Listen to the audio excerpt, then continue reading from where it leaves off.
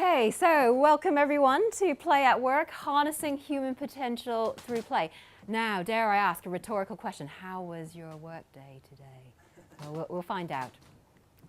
So, before we begin, can you all stand up? Okay, just put down your equipment, bits of paper, everything. You don't need anything.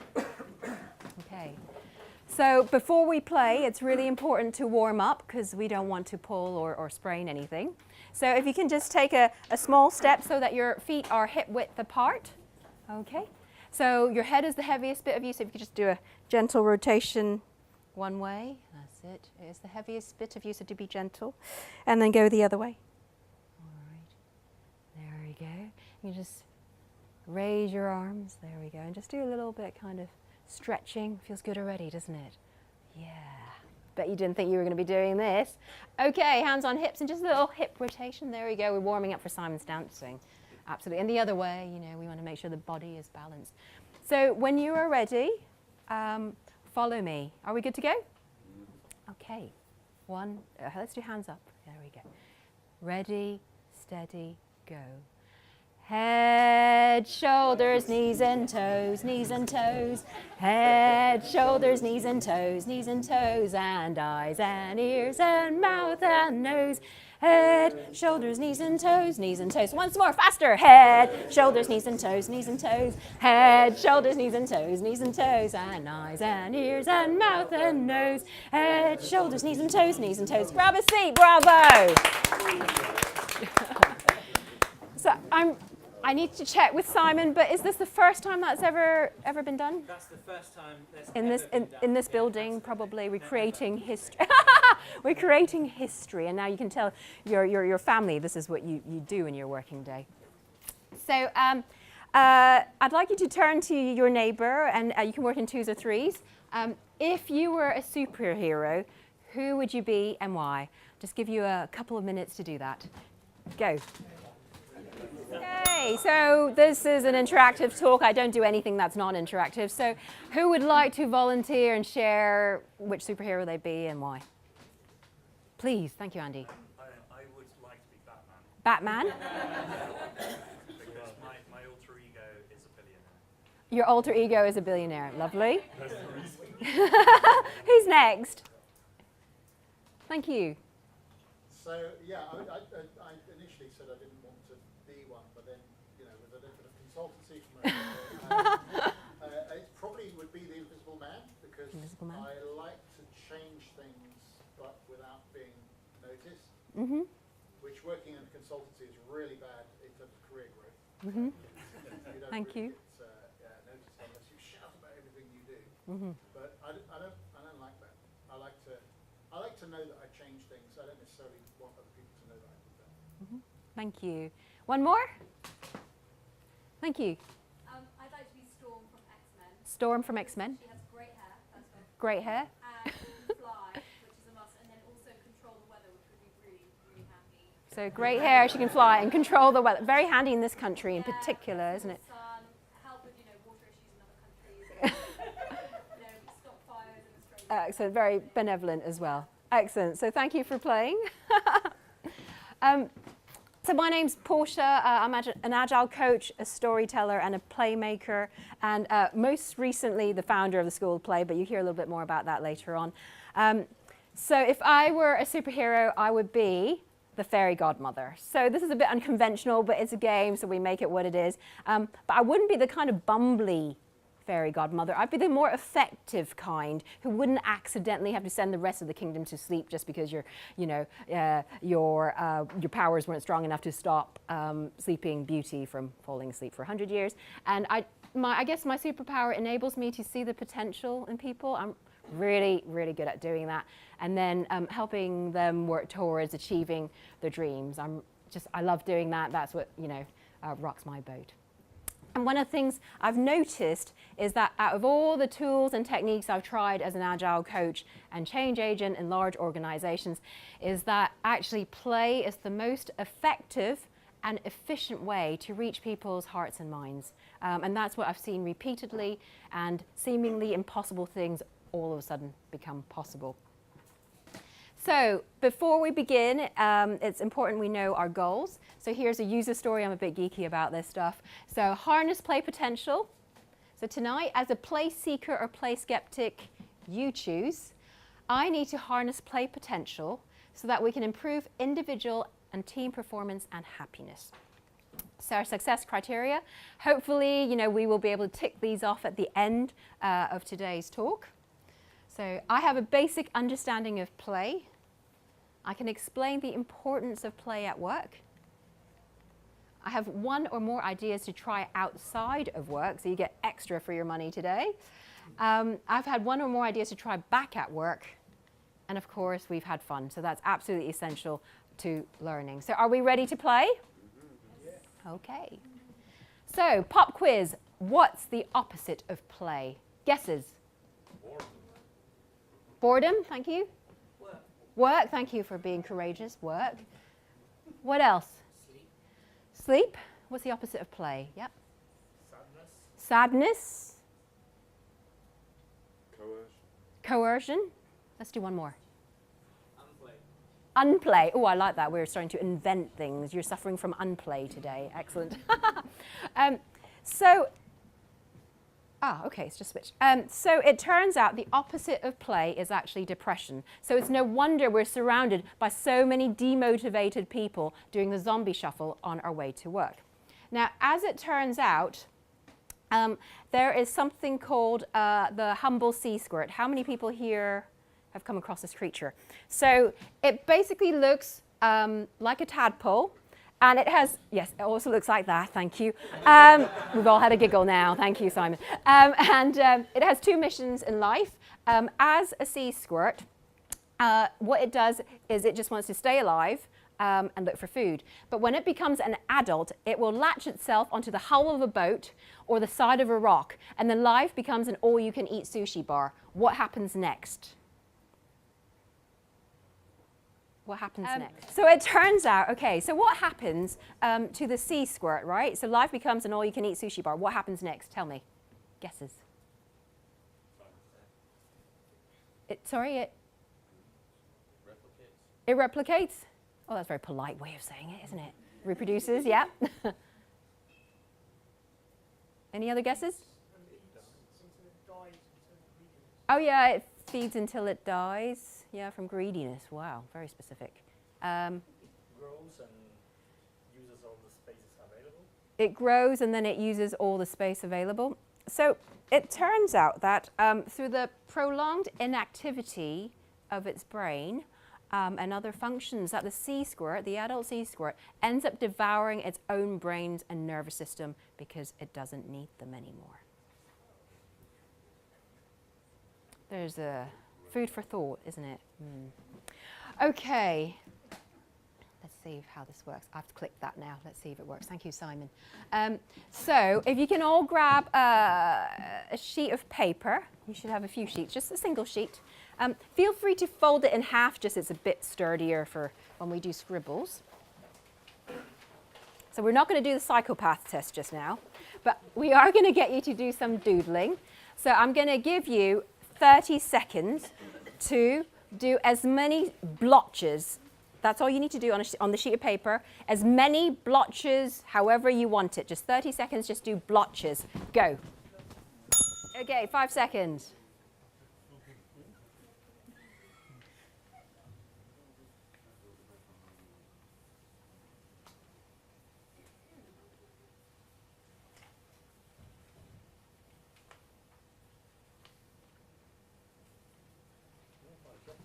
Thank you. Okay, so what I'd like you to do now is just kind of hold out your sheet of paper at arm's length and appreciate the art you have created. Because nobody at work will go, oh, I can't possibly touch a code base. There's no, but you just went on a doodling. There's none of that, right? Fantastic. So what we're going to do, hang on to your precious art, and during the pizza, feel free to return this precious piece of art to the original blotcher. Okay, we'll figure that out. We don't have to do that now. Keep your gift. Keep your gift. If you can't hold, okay, but hold on to your sheets. Well, they won't be lost because we're all here, hopefully. Okay. We already feel so precious about art. Excellent. Just hold on to your art. Okay. And then you can switch back after. So, how did I stumble into play? Well, I worked as a consultant for a long time and then sort of in big financial institutions. And I happened to be in Chicago on a Sunday getting ready to do my thing and do an introductory agile course, even though I lived in London. And I went to this toy store. And in there was a bookstore and there were lots of toys and there was a little boy playing. I went to the bookstore section and I looked at this book and it said, play and how it's really good for you. And I thought, well, I could buy it here, or being a cheapskate, I could go to Amazon, right? And I thought, okay, well, what do I do next? And then at that point, the mother said to the little boy, you know what, darling, it's 5:30, we have to go. The young man needs to close up shop. Of course, she said all this with an American accent in an American way. And then, you know what the young man said? He said, it's okay, just let him finish up playing, and when he finishes, we'll close up shop. And I thought to myself, well, the least I can do is sponsor this shop.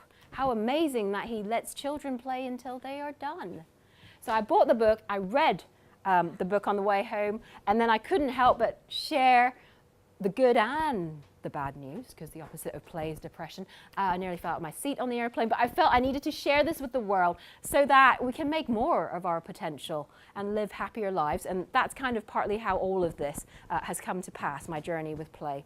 So according to Dr. Stuart Brown, his book on play, he defines play as seemingly purposeless.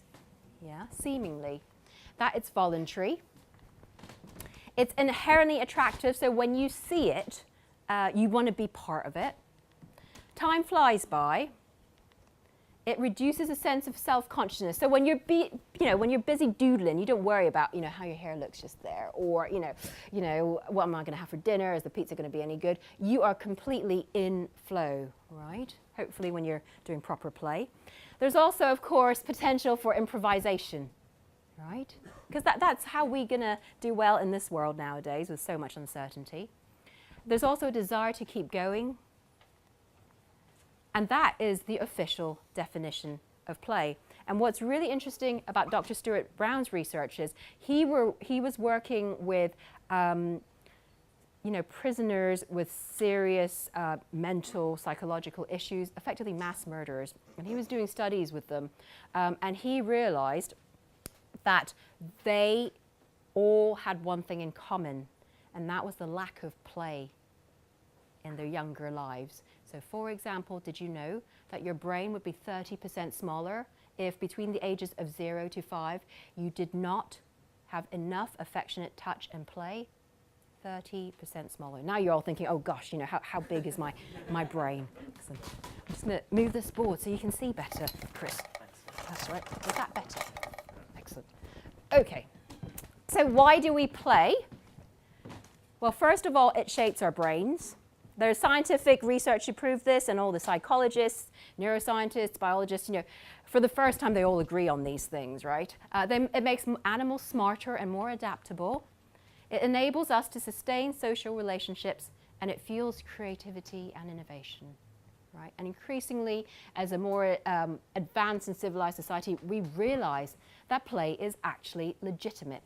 And when people come to me to talk about play coaching, one of the things, one of the top two things they talk about is it okay to play? And there's two reasons they ask. The first one is it worth my while? I don't want to be wasting time. Maybe when I get home, instead of just vegging out watching my favorite series on vampires, I should be achieving, right? They want to know that it's worthwhile. And secondly, and what's really important as well, apart from needing to know that it's valuable, is that it's okay to play, that they need permission to play. So it's not for me to give you permission, because obviously you all have that responsibility for yourselves, right? But it's really fascinating, and we're going to look at later on about what's holding us back, and that is a very interesting history we'll look at in a bit. So let's do a quick poll. So when was the last time you played? So if you can all stand up. Yeah, you don't need your bits of paper for now. Yep, you can all stand up. Okay, so when was the last time you played at work. So if you played in the last month at work, grab a seat. If you played in the last week at work, grab a seat. Oh, you're going that way. So sorry, so if you played in the last month, let's start again. If you played in the last month at work, grab a seat. Does that mean though that everyone who's also played in the last week would also sit down? Exactly. Yeah, I see. Let's do that again, thank you. Just testing, I'm still in control. Okay, so if you played in the last month at work, stay standing. Okay. If you played in the last week at work, stay standing. If you played just before you at work, before you came here, stay standing. Okay, so have a good look around at who's still standing. These are the people you really want to get to know over pizza and get some free consultancy tips on how they get so playful. Because again, research shows, grab a seat, thank you. Research shows that actually people who are more playful and have a play mindset are actually more successful. And those who don't play enough often suffer from negative consequences. So in my research, being a very serious play researcher, I created my own quadrant diagram, as all researchers do. So along the x-axis is desire from low to high to play, so the desire to play. And along the y-axis is know-how. So, do you know how to do this stuff? So there are 4 types that I identified. It's really important to know that these types will change depending on your context, and you can be a combination of these types. These aren't meant to be labels, right? So the first type are those who can play and want to play. And they'll naturally be people you're probably drawn to because they're quite energizing, quite optimistic, very resilient when everything else is just, hitting the fan. Then you have the type 2s. Now, they definitely want to play, but, they're just not quite sure how they can make having to do all these nasty, non-automated tests, how can they make that fun now that it's been just such a horrendous project? So they get stuck. But if only there was an option to turn it into a more playful exercise, they'd be on it.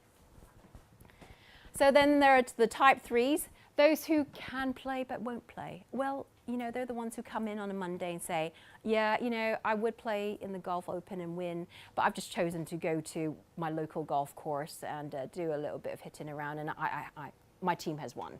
But when I come to work, I'm very serious. I am a careerist. I'm here for the money and the advancement, so I can't possibly play.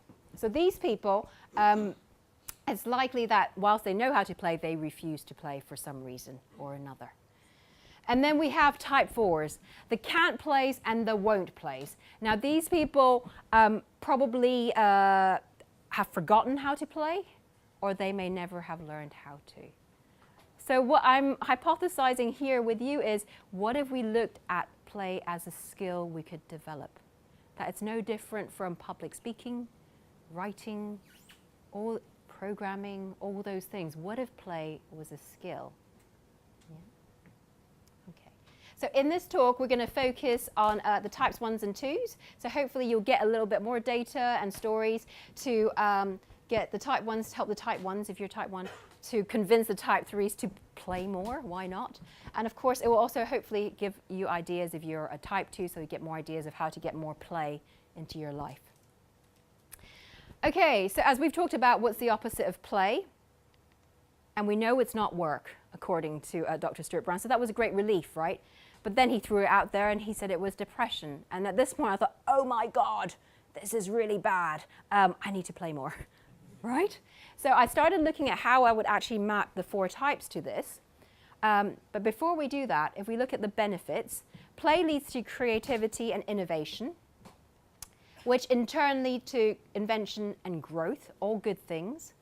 But work actually also can lead to creativity and innovation, right? Getting smart about solving problems, getting creative. And of course, work also gives us purpose and competence. So you see, there are some benefits of work I'd like to highlight here. And in fact, in Chinese, I'm Chinese, I was surprised to discover in a book called living organizations, that business in Chinese means meaning of life. And, you know, that was very different from my experience of work in Hong Kong. But having seen what business means, meaning of life, someone somewhere had some serious wisdom baked in here, and I think we need to uncover that. So if we look at the 4 types now, how do they map onto this diagram? Well, the can plays and wanna plays, they're going to do both, right? Because it's not that it comes easy to them, but it's just what they do, because they figured out that play and work will give you all of those things. And if you look at any of Dan Pink's work, we know that purpose is absolutely essential, right? Knowing why we do, because that motivates you, and that's often enough to get you through rough patches. Now the type 2s, they will be the ones that will work, you know, a little bit more seriously, but when they see an opportunity to play a Lego game because it's available, they're going to be there, right? And they won't quite know what they're going to do, but they're going to figure it out, and they do figure it out. And of course, you've got the type 3s, the can plays and the won't plays, and the type 4s. And they're far closer to the depression line for a reason, right? Because that's what the research tells us. I'll make all this stuff available online, by the way. I think it's already on SlideShare, but I'll upload the latest version, all for sharing. So this is research, and it's called the exhaustion funnel. Some of you might already, how many of you have seen this? This is all kind of related to depression research. You might have even experienced it. So you basically start from having, you know, lack of energy, sleep problems, aches and pains, guilt, joylessness, you know, feeling depressed at work. You know, mild depression is a common thing now. Lots of people suffer from it. And, you know, it just spirals out of control. And I just want to show you some stats, because these are very serious things. This is a report based on the sickness and absence in the labour market in 2014. 131 million days were lost due to sickness and absences in the UK in 2013. Musculoskeletal problems such as neck and back pain equaled 30.6 million days lost. They could be opportunities of play at work. Yeah. Mental health problems such as stress, depression, and anxiety contributed to 15.2 million days lost. Gosh, that's a lot, isn't it? And I've actually included a burnout questionnaire, which I'd encourage you to have a go and get your teams to do it as well. It's really useful to know where you are so you can do something about it, right? Yeah. Would you like, we're quite daring right in this room, so we're going to play. Would you like to hear the sound of what no play sounds like? Are you ready for this? What's that? Well, they might enjoy their work, and they're fixing our toilets.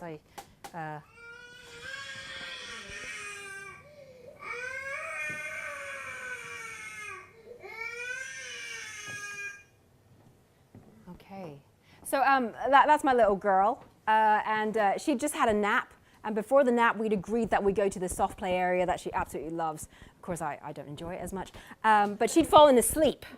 So in the end, we didn't have time to go, and I had to drive home. And when she woke up, I said, sorry, darling, we can't go to 360. And this was the very visceral and very visible physical reaction.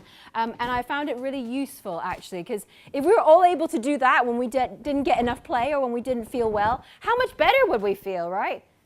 There'd be a reduction in cancer for a start, right? Because we wouldn't be suppressing it all and we'd be getting into our cells and all that stuff. Right, so it's really, this is quite an interesting way to look at play. Now let's see if I can get this working again now. Thank you. Oh yes, please. Thank you, Charlie. Fab. And I hope it doesn't do that funky thing. So having been all serious and a little bit doom and gloom, if I can now get you guys to stand up again. Okay, these are all exercises and activities you can do back at work, obviously. Okay, so if you just, again, feet hip width apart. Right, have a good stretch. Just stretch up so you can touch the ceiling. It's that kind of ridiculous request. Oh, some of you can. Wow, that's impressive. Okay, so what I'd like you to do is just sort of shake your hands. Really, come on, go for it. Go for it. Really kind of like shake them off. Yeah, start shaking your arms. Start shaking your body. You know, go do your Beyonce thing. Right, just kind of really just wiggle. And what this does, of course, it triggers your happy hormones. It gets your blood circulating. Yeah, just come on, guys, loosen up. Just wiggle your legs. I can't. No one can see you. Right, just do your feet. It's not on camera at all. Excellent. Okay, a bit of hip. Okay. I'm just kidding. Right, grab a seat. Excellent.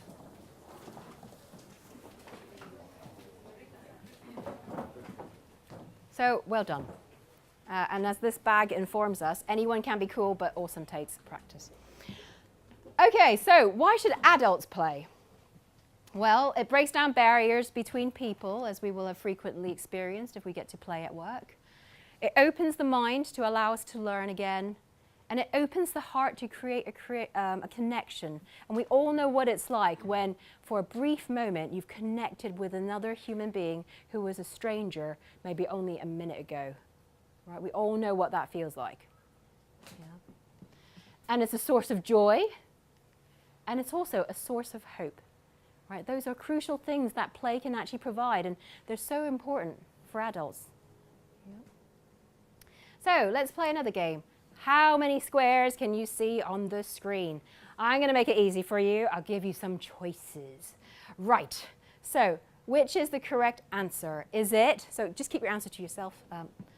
Is it A, 17, B, 26, C, 30, and D, none of the above? If you know the answer, just keep it to yourself, but turn to your neighbor or friend, work in threes, and I'll just give you 10 seconds to come up with your preferred answer. Okay, right. So if you think it's answer A, raise your hand if you think it's answer A. Okay. If you think it's answer B, raise your hand. Okay. If you think it's answer C, raise your hand. And if you think it's answer D, raise your hand. Okay, the D's. Why do you think it's a D? Why do you think it's D? None of the above. I got to 30 and then I stopped counting. Got to 30? You got 27? 24. Okay, so apparently, according to mathematicians, it all depends on what you mean by a square. Right? So when we play, we set aside, we are forced to challenge our assumptions. So apparently you can count, you know this bit here?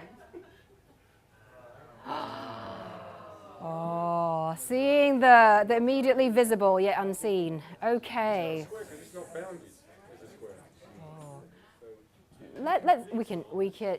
We can talk a bit more about that amongst the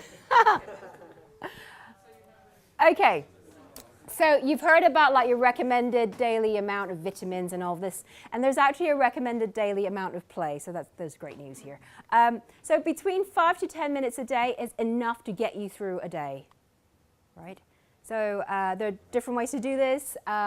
Taking regular breaks is obviously just good for you, especially if you do a lot of sort of sitting in your jobs. But incredibly, and I'd encourage you to actually just experiment for yourself. You don't have to believe me, right? Because the whole thing about play is that you will know if it's helping, right? But only 5 to 10 minutes a day is enough. And if you play for one full day, the goodness and the benefits from that is enough to keep you going for the week. Right? So how many of us play at the weekend? And that makes work more bearable in its current state, right? And then you look forward to the weekend. So there's a reason, right? And then by kind of maybe Thursday evening or even Friday morning, like, oh my goodness, it's almost Saturday, right? So, and the other thing is what I would encourage is actually play little and often. So instead of having a big batch approach, so you have to look forward to the weekend, you've all done that, which is great. You've come and played in the middle of the week to keep you going for the rest of the week, but that means that by the time you play again at the weekend, you can go for a bit longer, right? And I invented this term called playmaking, and it's about transformative change through play. And we say, play once a day to keep the doctor and priest away. Right? Have a think about that. Okay, so this is the last part of the talk. And I said that I'd share with you what it is that's holding us back. Now, how many people here feel like they just can't play and they can't quite explain why in its entirety? Who feels that? Does anyone feel? So everybody knows exactly why they don't play. Is that right? Oh, great.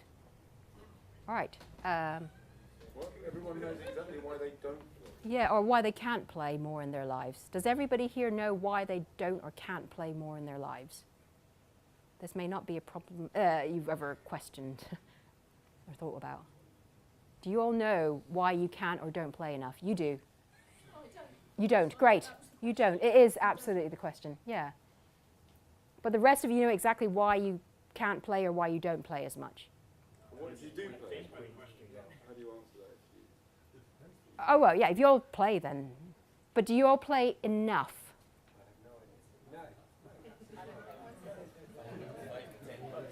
So I tell you what, in general, most people, I get two types of people who come to these sessions. Mostly it's people who already play and want to play more, typically, and get ideas, etc.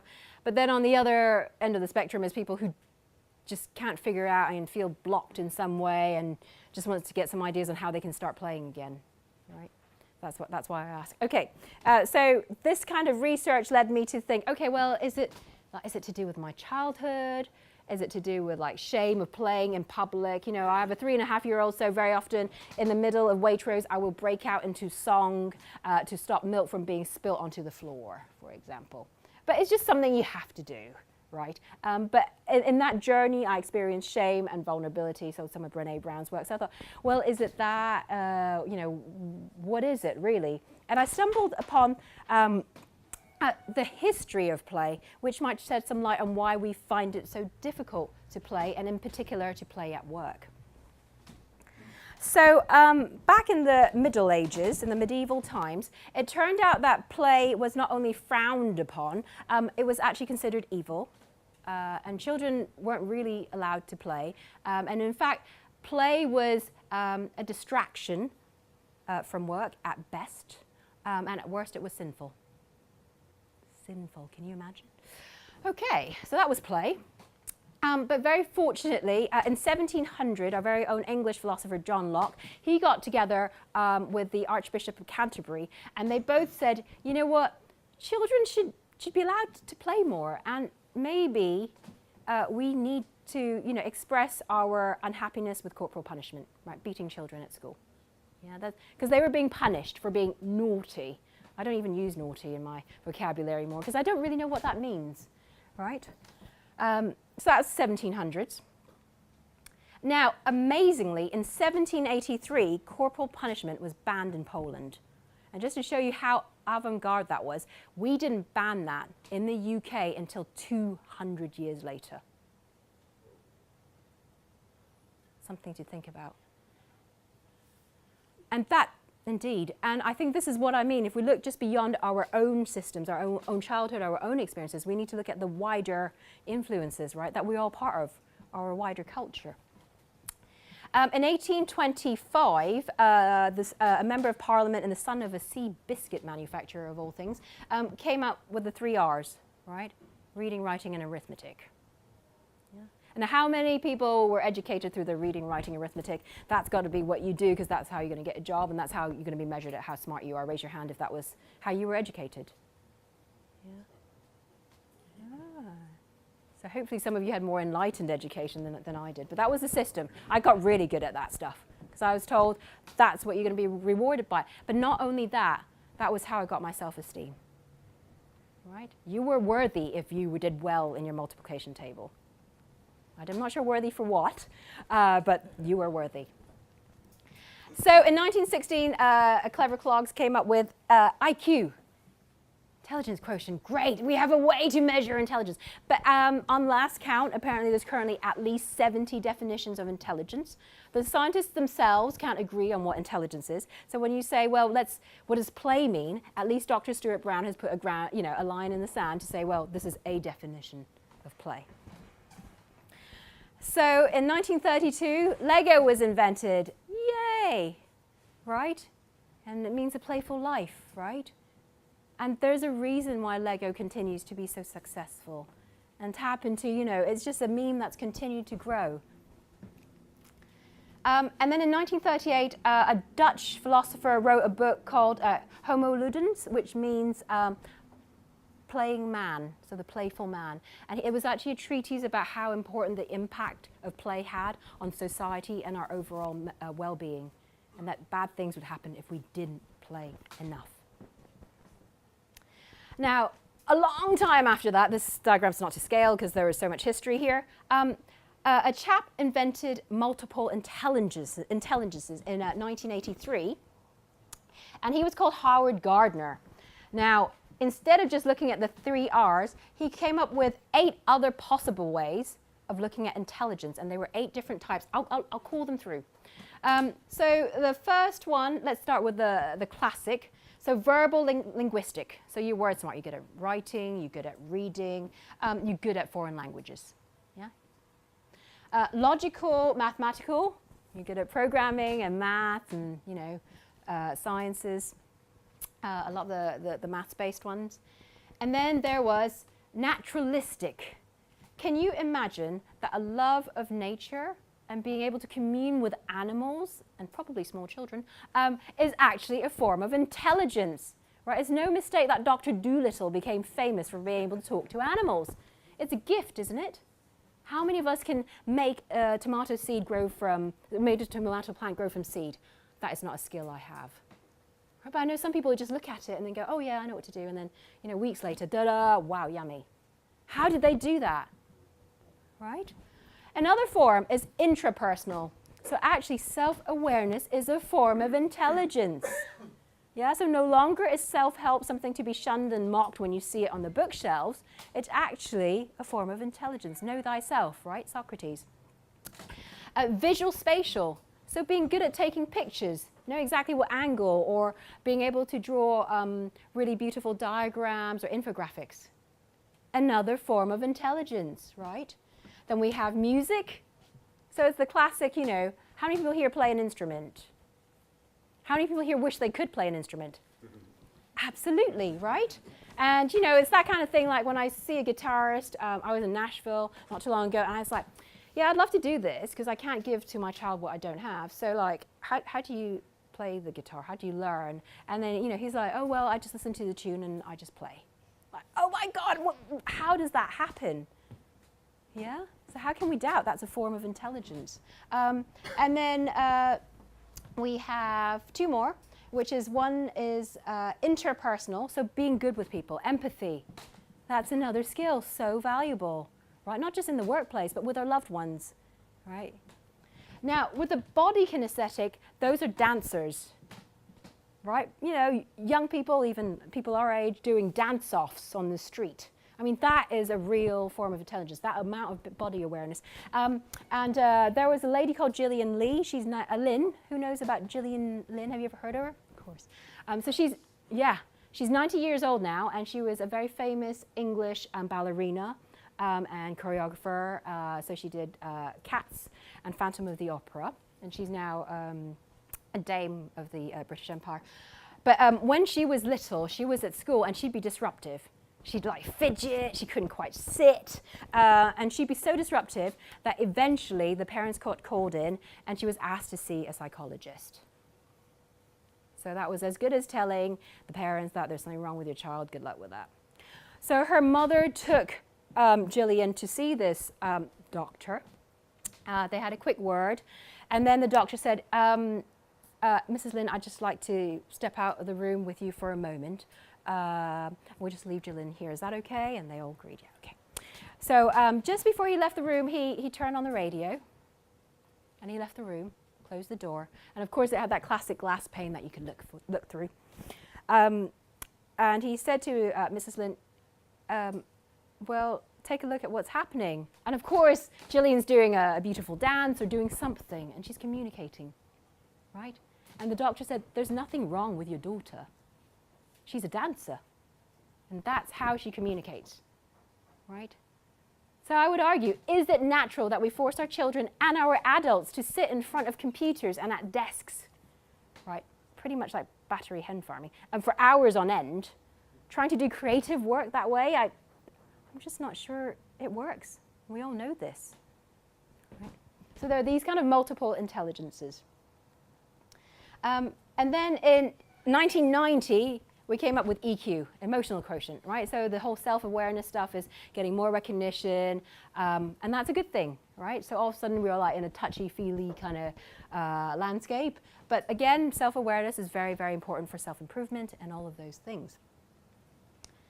Now, in 1991, the UN felt that play was being threatened, right, for children. Because suburbs were being created and there weren't enough open spaces for children to play. And I wanted to just read this out to you.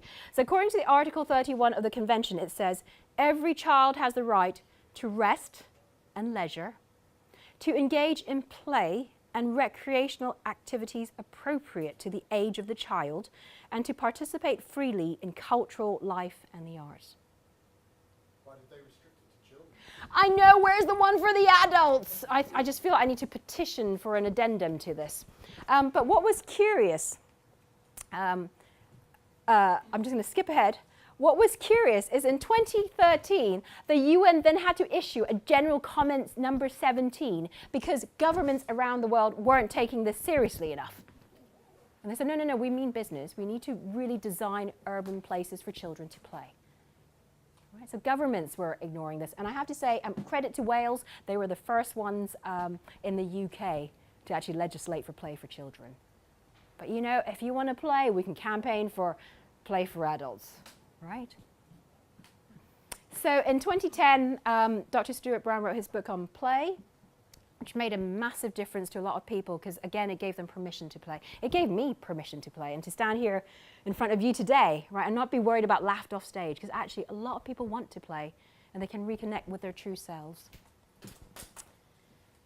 And one night, not too long ago, I thought to myself, well, if there's IQ and there's EQ, ooh, you know what? What if play was an intelligence? Oh, that'd be lovely because that's just what I really want to do. I just want to play, you know. I don't care about climbing some career tree thing. I'm not really a monkey. In fact, if I want to do that, I just go to the jungle gym, right? I'm just not into that. I just want to play, right? I want to connect. So I stumbled upon this research called Play Intelligence. There's a Scottish researcher and philosopher, and he's called James Findlay. And he said, what if we looked at all these multiple intelligences and saw what they had in common?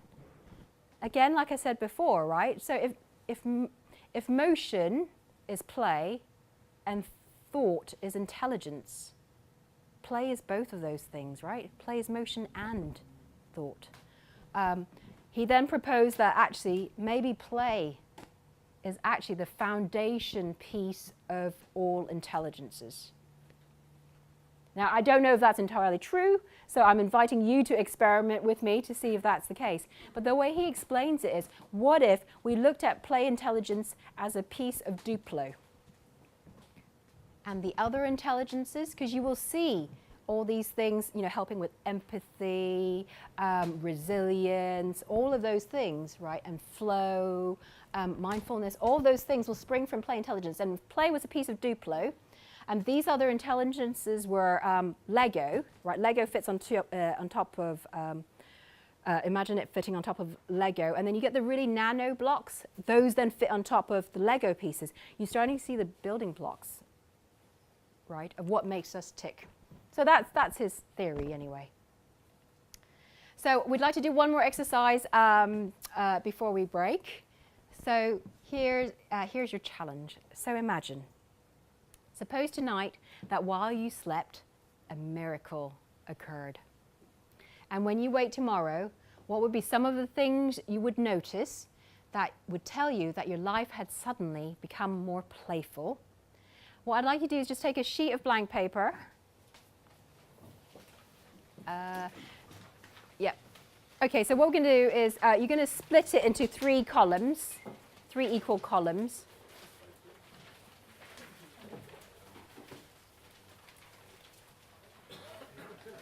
Yeah, so horizontal might be good, but it doesn't matter too much. Just 3 parts. 3 parts.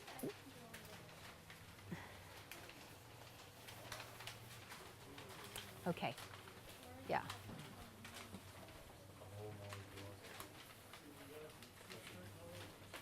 Okay. Now, there's no right or wrong. Don't worry if the other person's straighter lines than you, okay? It's fine. It's fine. Okay, so in the first column, are we okay? Oh, you're stretching. Excellent. Stretching is good. So in the first column, if you write down the heading at home.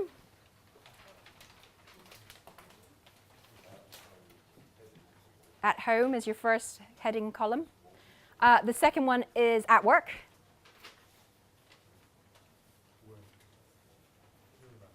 Yeah. And then in your right column, the rightmost column or your last column, everywhere else would be your heading.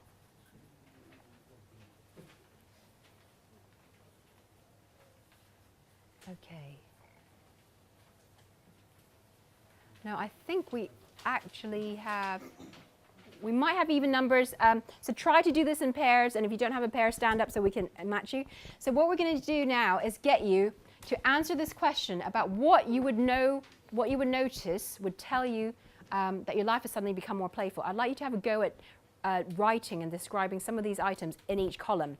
But the way we're going to do this is you find a buddy, and they will do the writing for you. It doesn't matter who writes on which sheet, right? They'll give it back to you.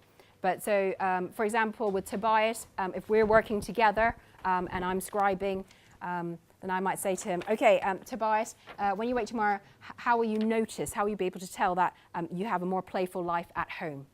And he will start kind of coming up with ideas, and you will capture them down for him, okay? Simply because it frees up his brain to think about that. Now, if you're more of an introverted thinker and you like to do this on your own, please feel free to do that as well. And just have a go at sort of taking turns. So do home for each other, and then maybe do work, and then do anywhere else, yeah? But really, at the end of the day, you'll have a sheet to take home to capture ways by which you will know that you have had a more playful life. Are we clear?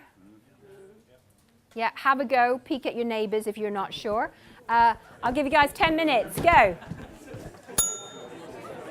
Okay. So how many people have at least something in the first column? Great. Just some criteria in the first column. Something in the second? Great. Is that time up? The pizza has arrived. Is that? No. It's my alarm to Tobias's date. Oh, excellent. Wow. I'm on the schedule at the same time as Tobias taking trash out. Excellent, and I win. Okay, so again, feel free. You've got lots of group smarts here. There are people who play every day at work, almost on an hourly basis.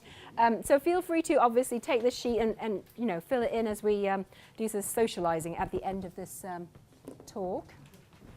Who would like to just share one thing to have a more playful life at home? lock up my computer. Lock up your computer. One idea to have a more, how will you know when you're more playful at home? Please. My wife and I talk about things that aren't the news or work.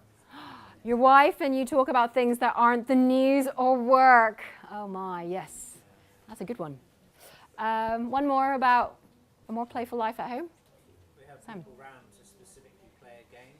We have people around to specifically play a game. Because isn't it funny? Because as an Agile coach, I play so much at work, and I actually discovered I don't play enough outside of work. Because I was getting enough of a buzz from it, and it's interesting, isn't it? What about at work? How do you know you're more playful at work? Who'd like to share? Please, Lance. More hula girls. More? Hula girls. Oh, what's a hula girl? I get little plastic hula girls, either with springs or with, you can get them light operated. Oh, you collect them? No, we have plants around the building, so I hide them in the plants. Excellent. So instead of where's Wally? And there'd be more of them. Yeah. And do you hula yourself? No, not with my hips. Well, we'll talk about technique of hula hooping because I learned that it's so easy when you know how. Excellent. Okay. What about anyone else? Please. I would sing even more. You would sing more at work? Even Oh more. my good. Will you do a YouTube video when you get back to work next and just post it to Well, I the? do sing a lot at work, but I would sing even more. Yes, I know that, but will you do us a little short YouTube video to demonstrate? You think that'd be amazing at work, and maybe capture the faces of your colleagues. That'd be amazing. Thank you. Pri. We just, in our team, we just make it a point that for a length of 2 weeks or 1 month, whatever, depending on the trick or whatever you call it. Sure. Like the last we did was juggling. Oh, We okay. tried to learn juggling. So once a fortnight or once a month, you all try to learn something. Yes, like we tried doing Rubik's Cube for 1 month. The next month was juggling, and now it's origami. So Excellent, excellent. Yeah. And how do you know what the theme of the month is? We would decide it in one of the meetings or whatever. That's a serious meeting, isn't it? Yeah. Excellent. She works for a games company. Oh, you work for a games company. Wow. Okay. Yeah. So what I'll do is let's play, because I think that's the thing. People look at the work column and they might go, oh my god, oh no, depression. Oh god. So after this, I'll do a tweet, and it'd be great if you can post, at home, just ideas of how, and we can share them, right? And then also you see how, hula hoop girls. I shall, yes, get some tips on that. Excellent. So to summarize, play for your life, because it's the most valuable thing we have. The opposite of play is depression, in case you've forgotten. Play 10 to 15 minutes a day to stay healthy and well. Remember, there's not more than one measure of intelligence. And try to exercise all 8 of those, right? It's quite interesting when you kind of, become a much more balanced person and do daring things. And of course, develop your play intelligence, and we can talk a little bit more about that as well. And play more. So nowadays, I know. So for example, when I was preparing this talk, I knew I was slightly worried about it. So what did I do? Instead of studying the notes, I went out and played. Because I thought that's the right thing to do. That's what my brain wants me to do. That's what my body will thank me for. Yeah? So play more when you can. And when you think, oh, I shouldn't, do it. Yeah. And let me know how it goes. Okay, so to round up the history of play, I'd like to invite you to help create play history of our very own. So I kid you not, on the 1st of April, I bought the name of the School of Play, because I thought it was such a daring and maybe ridiculous idea I had for a startup, and it's all about promoting happier adulthood through lifelong play. So that was in 2016. And if you want to join me to play, then we're running an event, a mini play adventure in London on the 20th of September. Oops. Ooh, wow. That's PowerPoint's joke on my Mac. Excellent. But this is all available, and I'll tweet the link to the presentation. And if you want to share this and do a brown bag in your office, great. Take a picture of you doing it and tweet at me. I mean, it would be great to have you share this and have a more playful life, and let me know how you get on. Right, the pizzas are here. Now, the pieces of art, if you've got someone else's splodges or plotches, do try to find the owner, because I'm sure they want to see. Anyway, thank you so much for playing, guys. Thank you.